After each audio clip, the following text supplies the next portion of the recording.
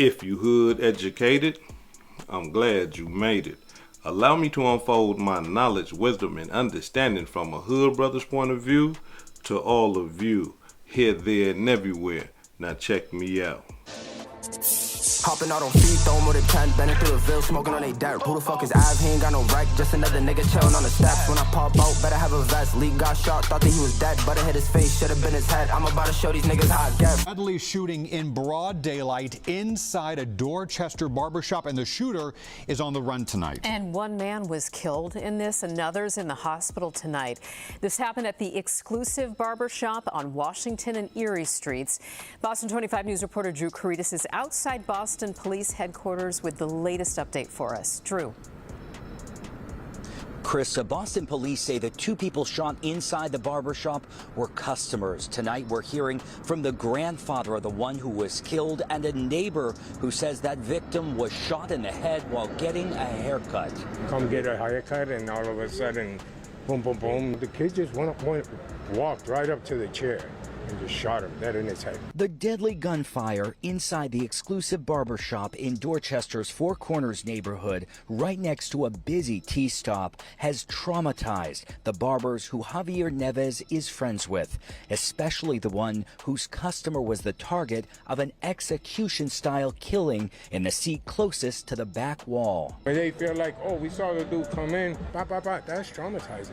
Neves, who lives nearby, was startled by the gunshots that rang out on a sunny Labor Day afternoon. Then I saw the actual gunman dressed all in black. He says the gunman, who was disguised and wearing sunglasses, scurried away from the scene where he just wounded one and killed another. He was a good kid. He wasn't threatening.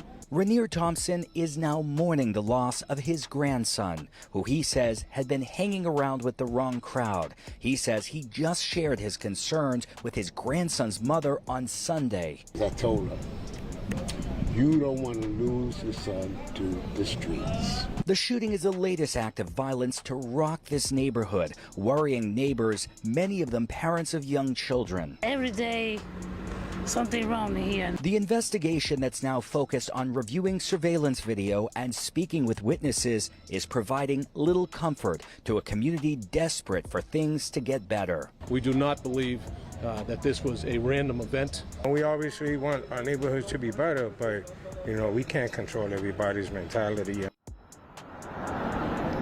And tonight, police are not speculating on a motive, and they have not confirmed the ages of the victims in this case. The one who survived was rushed to the hospital and is expected to recover. We're live outside BPD headquarters. Drew Caritas for your local station, Boston 25 News. Hope they catch that suspect very soon, Drew. Thank you very much. Cold-blooded demonstration. I'm talking about, here it is, we have a rapper out of Boston, a drill rapper. One of those rappers that be talking about smoking on dead people. One of them rappers that be talking about killing and laughing and trolling about dead people that are resting in peace. One of those rappers. How many times, I'm talking about to all the young brothers that's out there that want to be rappers, how many times are we going to witness the murder? I'm talking about video footage of the murder of drill rappers over and over again. What make one want to be a drill rapper after watching the killings, the murders repeatedly? It don't make no sense. Now here it is, we have a young brother his real name, from my understanding, is Elijah, but he goes by the rap name DemonChild, E3 from 400 out there in Boston, Crawford area, I guess. Listen, let me tell y'all something that I'm talking about that just like really blows my mind, because this right here happens a lot, but we don't talk about it a lot. From my understanding, I'm talking about from people that are, I'm talking about living in Boston, in that area where he got killed. It's telling me that this boy here, rest in peace to Elijah, this boy here was a good kid. Not just a good kid pretend to be, no, a real good kid. Played basketball. Can hoop. It wasn't like he couldn't hoop or nothing like that. He can play basketball. The boy can hoop. But somehow, that influence, that gangbang influence, that drill music influence, somehow that influence grabbed him. And that influence was way more powerful than any other outside influence, because he gravitated to the one that took his life. And that's gangbanging and doing that drill rapping. That is the only reason why he was killed. Word on the street, they're saying that this man right here ain't shot none, ain't killed none, ain't did nothing. A good kid who knew how to rap, knew how to put words together. But I'm talking about, ain't did, listen to what I'm telling y'all. Nothing. Not even a fight. Like, he has no criminal record, no criminal history as far as being in the gang and street. Nothing, none of that. But he decided to leave the basketball alone, to put down something that would have took him and his family out of the ghettos across America, and he picked up the drill rap and figured, this is my way out. I'm going to disrespect people's dead family members, and that right there is going to take me up out of the ghettos. No. Let me tell y'all something. Drill rap put people in the ground. Do you understand what I'm saying? Drill rap buries people. People die from drill rap. Not only that, drill rap puts people in the penitentiary for short periods of time, for long periods of time, and sometimes for the rest of their lives. This is what drill rap offers you. I'ma say it again to you young brothers that want to be drill rappers. Drill rappers, the mass majority, 99.9% of drill rappers are poor, broke, and starving. They barely making it. Barely making it. There's no success in drill rap. There's no success in talking about there's no success in talking about dead people. Trolling dead people. Disrespecting dead people. The only reward for that I have seen so far, I'm talking about over and over again, is death. When you disrespect the dead, your reward is death. You get a few, like I said, 99.9%. So it's 1% of drill rappers that make it. And the cold-blooded part about all that, when you think about the drill rappers that done made it, what they do? Hey, you know what? I was wrong for doing that. That wasn't right. I'm trying to change it up. You know, I don't want to be disrespecting the dead no more, none of that. I'm done with all that, man. Like, they started to see the big picture. Listen, all you young brothers that want to be rappers, I understand. Hey, look, I used to rap. I still can rap if I wanted to. But that drill rap thing, I know y'all, look, use your talent wisely, because there's people that are rapping right now that are multi-millionaires, and they ain't talking about disrespecting the dead. They ain't talking about killing, robbing, and stealing. And they got way more money than these so-called drill rappers. Now, this boy right here done lost his life. He done paid the ultimate price for wanting to be accepted. Look, y'all don't understand how important acceptance is to young men and women. People will do strange things to be accepted. People will do strange things. I'm talking about out of the ordinary conduct to be accepted. So we got to pay close attention to our young ones, to our children. We got to look and see, who are they trying to be accepted by? Because that's how it starts. They start looking at gangbangers and stuff and start getting introduced to the music and the life, just like this boy right here did. And the next thing you know, I'm talking about they go full in. I'm talking about thinking that they real gangsters or whatever the case may be. It could be drug dealing, it could be pimping, it could be hoeing, whatever it is. Whoever your kids is trying to be accepted by, you need to pay close attention to it, because if your kids is being influenced by gang members, you need to put a clamp down on him. I'm talking about a real clamp down on him. You need to do some extraordinary stuff to keep him in line, because that influence of gang banging and being around your so-called gang brothers is powerful. And it will engulf you the same way it did this young brother here. Now, the video, I'm talking about, bruh, I done seen a lot of stuff in my life. And this video here, this is gruesome. Because whoever killed him walked directly up to him and gave him one in the head.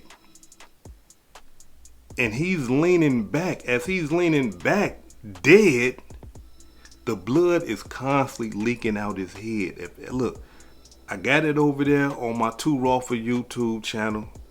The link is pinned in the top of the comment section. Go over there, get you a membership. Check out that, check out other content. Only if you into that type of video footage and you like to be, that you ain't got a weak stomach. And you can deal with stuff like that and keep it moving throughout the day. Because that video there, hey man, and you can actually, you see his face. You see him dead. You see his eyes, there's nothing there. You see the blood leaking on the floor as he's still sitting in the barber chair. Cold-blooded demonstration. Now, y'all know I don't show that type of stuff on my YouTube channel. It's all over the internet. Go look for it, find it, however. But if you want to just, bypass all that, go get you a membership over there and go check out the video. That's if you're into that. I'm not forcing nobody to do nothing. If you want that, do that, or go find it on your own. Now, allow me to say this right here. Gang bang 101. When you are like he was, because everybody knew he was a good child, but when he started disrespecting all them dead peoples and stuff like that, they was threatening him. They was telling him I'm talking about in social media, they telling him like, we gonna get you. Straight like that. We gonna see you soon. Boston ain't that big like that. You gonna see your ops. You gonna see the people that you talking about. And they was telling him, we gonna see you. Some of them even was telling him, hey man, look, chill out, bro. You doing too much. And others were saying, look, you said the wrong thing about my dead family member. You said the wrong thing about my dead loved one. I'm going to see you. And they wasn't lying. Because here it is, this brother right here is dead. Rest in peace to that brother. But he's dead now. And it's all because of this. Rapping. Disrespecting dead peoples. Now, back to the gang bang 101. Never. If you know that you talking crazy and people want to kill you, you don't never go to a public barbershop. Ever. Ever. Because you don't know who's in the barbershop. You don't know who else attends the barbershop. And it's a public barbershop. Barbershops are off limits. The person that's cutting your hair could be the family member of the people that you're talking about. It could be the loved one. There's women in the barbershop. There's other people in the barbershop. And as soon as somebody see you and you a top up, you talking crazy, you the face card for your gang, it ain't nothing for, hey look, dude here right now slipping. It's only him and another dude, because from my understanding, the other guy that got shot was one of his partners. Yeah, then was one of his friends that got shot with him, but he ain't died though, at least not yet, but he's shot. He's shot. But the other guy, look, barbershops are off limits. I'm talking about, man, that right there is the worst place that you want to go and sit. Because you're telling your ops, if your ops is following you, or if your ops got the drop on you, if somebody dropped your location, 9 times out of 10, when they see you go sit in that barber chair, you is lacking, oh my God. This is, I'm talking about to a killer, somebody that want to kill you. Oh, they just like, oh my, this is too easy. This right here is like taking candy away from a baby. Because you in that chair, you lacking, you talking to the barber. Yeah, man, you know, last night and this, that, and the other. You ain't thinking about nobody trying to blow your brains out. I mean, if you lame related and you don't know no better. Because, look, how many times have people died in those barber chairs? Multiple. Anybody that's from the hood, that's from the ghettos across America would tell you, like, nah, you know, dude, I don't go to that barbershop. Why? Because dude got killed up there. I don't go to that barbershop. Why? Because they killed dude up there. It happens all the time. I'm talking about all the time. And so that's a no-no. But being that he's a good kid, he don't know gangbang 101. He don't understand that this is a no-no. He's still believing that I'm a good kid. I can go to the barbershop and get my hair cut. Ain't nobody gonna do nothing. Nah. Yes, they will. Now here it is. We got Elijah resting in peace. We got his mother that's gonna have to bury him. I think he did have a child, so now there's another fatherless child. Come on, man. Like, young brothers, young men, before I depart, allow me to say this to y'all real quick, and I just need y'all to hear me out. If you want to get into the entertainment business, if you want to be rappers, find something else to rap about. I mean, if you want to rap about the hood and all that old type of stuff, I'm even cool with that. If you even want to rap about what goes on in your hood, the shooting, the stabbing, the game, I'm cool with that. Just don't disrespect dead people. Because I'm talking about, look, this is proof. It's being scientifically proven. It's being reality proven that if you rap about and disrespect dead people, 9 times out of 10, you gonna end up exactly where the people that you are dissing. This is hood educated, not lame related. Peace and love, and y'all take care of yourself out there. If I said anything that caused you to think, hit that like button and subscribe to the channel if you're not subscribed already. And if you're feeling generous, please make a small donation to the channel. Now, before I depart, allow me to give a shout out to some of the blessings that I received this week. Allow me to give a shout out to Tracy Vandergriff for the $5 super thanks. Thank you, I really appreciate that. The sister Tangela for the $5 cash app. Thank you, sis, I really appreciate that. Care Bear for the $5 cash app. Thank you, I really appreciate that. Antonio Pittman for the $5 cash app. Thank you, brother, I really appreciate that. Emmanuel Scott for the $5 cash app. Thank you, brother, I really appreciate that. And last without least, Jerry Singleton for the $20 cash app. This is hood educated, not lame related. Peace and love. And y'all take care of yourself out there.